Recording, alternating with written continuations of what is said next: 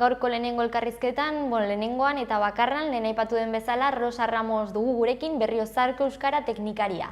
Era deituriko plataforma digitala sortu dute aurren artean euskara sustatzeko eta horren inguruan aritzera etorri da. Ongi etorri, Rosa. Eskerrik asko. Zer moduz? Ongi gaude bai. Bueno, azaldu iguzu zer da zehatz-mehatz Era plataforma? Bueno, era.eus plataforma digitala, bada, aipatu duzu, aurren artean sustatzeko euskara, hori baino gehiago bada, euskaraz ikasten ari diren aurren gurasoei informazioa eta baliabideak emateko plataforma. Beraz, zeharka bai euskaren erabilera sustatzea badu helburu aurren artean, baina lehen publikoa da nolabait gure plataformaren hori hartzaileak gurasoak dira. Orduan, eta zeintzuk dira helburu nagusiak aipatu dituzu, baina... Bai, helburu nagusia da, orain arte askotan bulegoetan eta euskara zerbitzuetan egin izan dugun lana hobetzea edo bekia zabaltzea. Askotan gertatzen zitzaigun gurasoak etortzen zirela guregana edo informazio bila, edo kezkaren batekin, edo ez zutela aurkitzen adibidez mobilerako aplikazioak euskaraz, horrelako gauzak oso zehatzak eta beste batzuk zalantza igual orokorragoak, ez? Eta jakina, urtetan euskara zerbitzutako langileak egon gara hoiei bideak bilatzen eta erantzuten, galdera horiei erantzuten. Eta ikusten genuen, bazela momentua gainera, gurasoek gero eta gehiago erabiltzen dituzte tresna digitalak, eta bazela momentua, urtetan metatutako informazio hori eta egindako erantzun horiek hobeki antolatu eta modu errez eta antolatu batean eskaintzeko mundu guztiari, ez bakarri puntualki etortzen zitzaigun guraso horri, ez.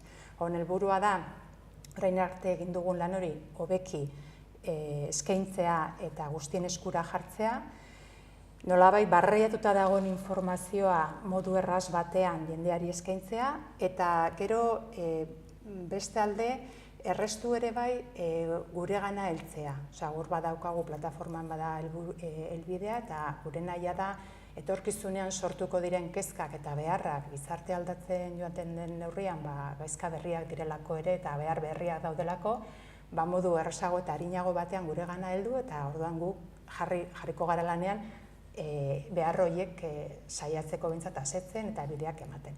Orduan horiek dira helburuak, ez da gauza berri bat, egin dugu orain arte lan hori, baina nolabait bada bai tresna edo komunikazio kanala edo guraso eta euskara zerbitzuen arteko harremana errazteko modua edo egiteko modua bai dela berria. Eta horretarako ze baliabide motak aurki ditzakegu?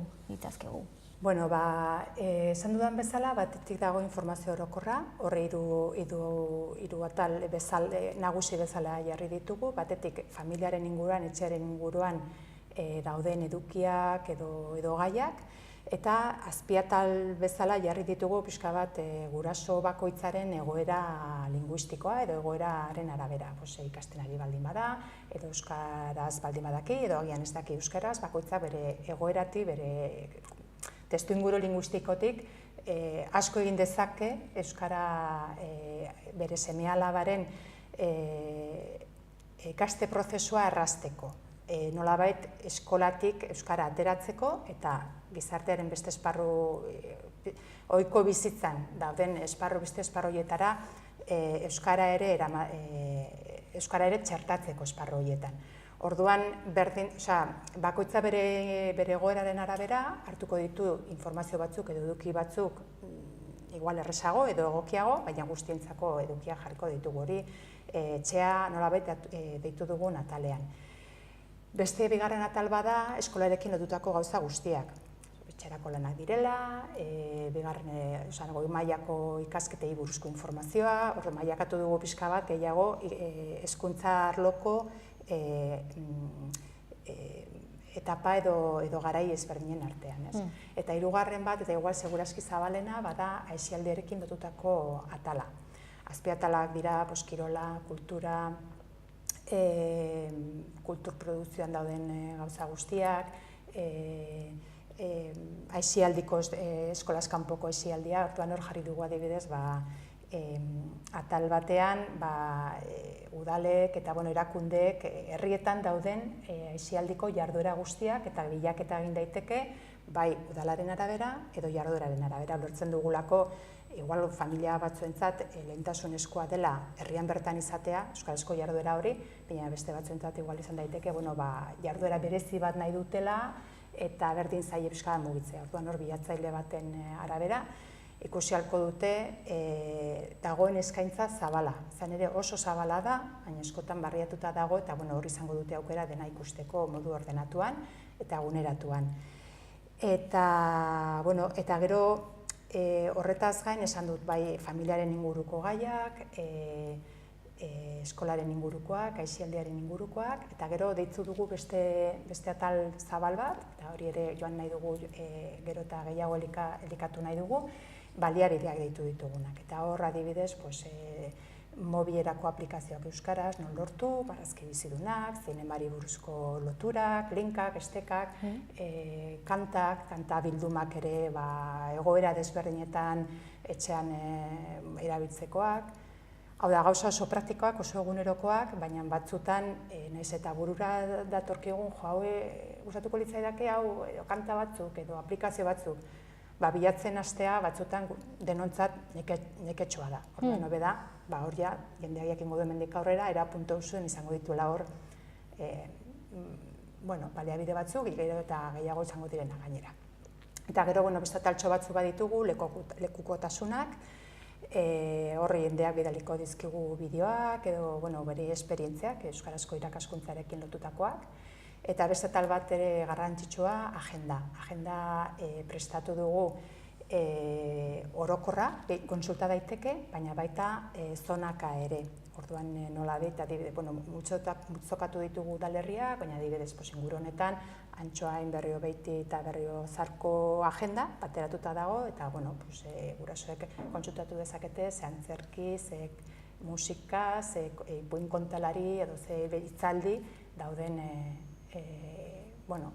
asteburu batean, edo nahi baldin badute, edo aprobetxatu nahi baldin badute aisialdia horretarako. Eta tal guzti horiek gurasoei bakarrik zuzendutak daude, edo adibidez hori agenda edo loturak?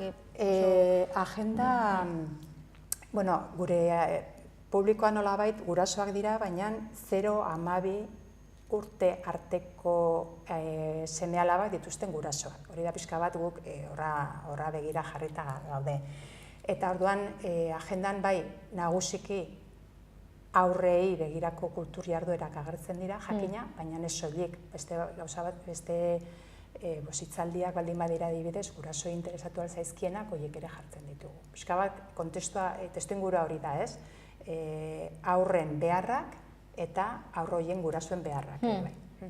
Eta nor dago plataforma honen sorkuntzaren atzean? Lehen aipatu dut pixka bat, Nafarroan gauden euskara zerbitzuek sortu dugu, beraz atzean daude, Nafarroan dauden 28 euskara zerbitzu horien, nolabait, horiekin lotuta dauden toki administrazio guztiak. Asko orduan? Bai, asko, bai. Eta nola edo noiz sortu zen proiektuaren ideia? Ideia beharra aspaldi ikusia dugu, baina egia da aurten ikusi dugula momentua, bai gero eta zabalduago delako, esan dudan bezala, tresna digitalen eta erabilera gero eta zabaldua dago, eta ja ikusten genuen nolabait aldaketa egiteko momentua aldoa zela, ez? Eta hori, aurten egin dena izan da gehiago aldaketa, formaren aldaketa. Erabilera, aurkeztu genuen azaroaren 21-ean, joan den astean, okerrez banago, eta hilabete batzutako prestakuntzaren ondoren bigarren astea da martxan dagoela. Baina, esan nahi dut, atzean dagoen lan hildoa edo asko zaharragoa dela, ez dela aurtenko egitasmo bat, askoz atzera begira egin behar da hor dauden eduki guztiak ulertzeko, gauza asko dira aspaldi landuta ditugunak euskara zerbitzuetan, eta orain pixka bat egin dena da aurkezteko kanala edo aurkezteko modua aldatu. Orduan, orain dela, 2 aste hasi zen ja funtzionamenduan. Bai, azaroaren 21 egin genuen aurkezpena, bai, eta orduan ja jarri zen publiko, bai. Eta erantzuna izaten ari duela ikusten ari duzue?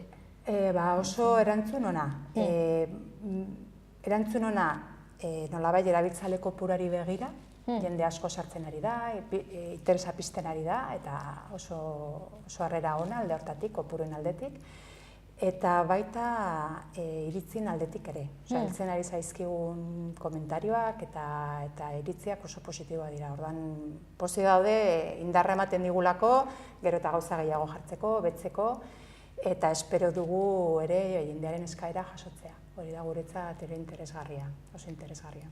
Lehen aplikazio mobilak aipatu dituzu, ere hori mugikorretan izateko aukerarik aldago? Bai, teknikoki prestatuta dago, ohiko ordenagailutan erabiltzeko, baita tablet eta mugikorretan eta halako sistemetan ere bai. Orduan erabili dezakegu ordenagailuan, ez da edozein gailuan? Bai, tabletetan, bai. Birgogoratzeko era da izena, ez, plataformarena, eta, nola zein da zehatz-mehatz helbidea? Oso erreza da eta oso motza. Era.eus. Era.eus. Eta aplikazioa ere? Edo era... Bai, tekleatuta era.eus, zuzenean sar daitekeia gurean. Mila esker, Rosa. Ez horregatik, mila esker zuei. Eta sartuko gara. Bale, ados.